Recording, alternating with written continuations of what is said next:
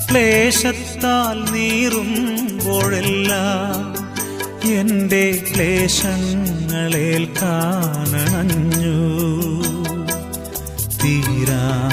തീരാത്ത സ്നേഹം നാഥൻ തോരാതെ ഏകി.